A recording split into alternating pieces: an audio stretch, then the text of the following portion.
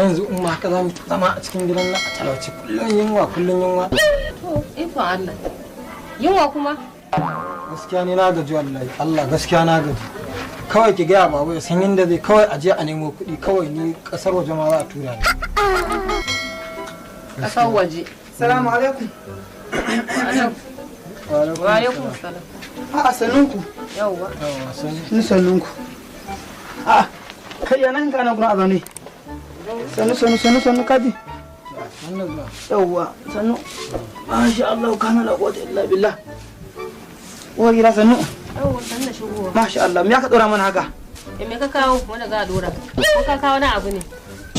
Kai na ce miki ko ina za a je a samu abin nan. A samu 'yan canjin nan a dora abinci. 'Yan ciki ba abin nan akwai damuwa. Bashi?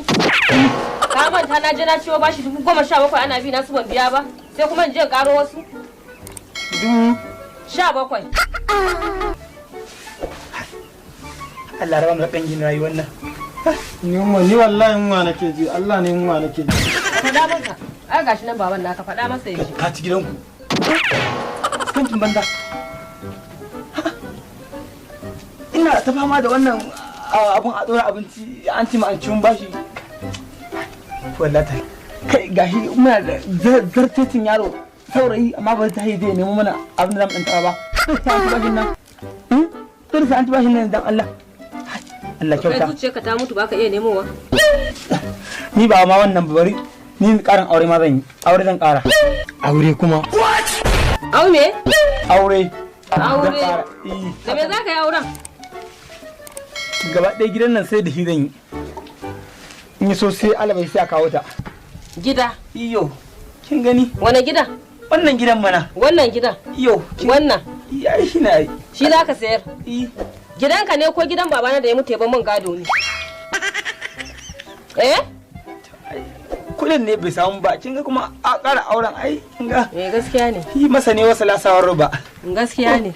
Da yake akwai gadon ka a ciki. Shi in aka yi auren nan sai fa hannu daga jama'a. Ko ba haka ba? Haka ne ka.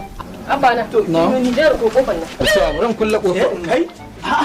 La ilaha illallah.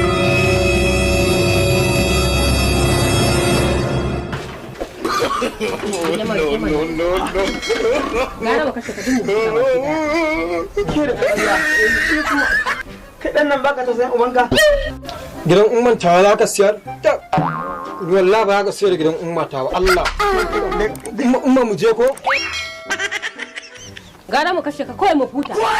Mu je wa daga.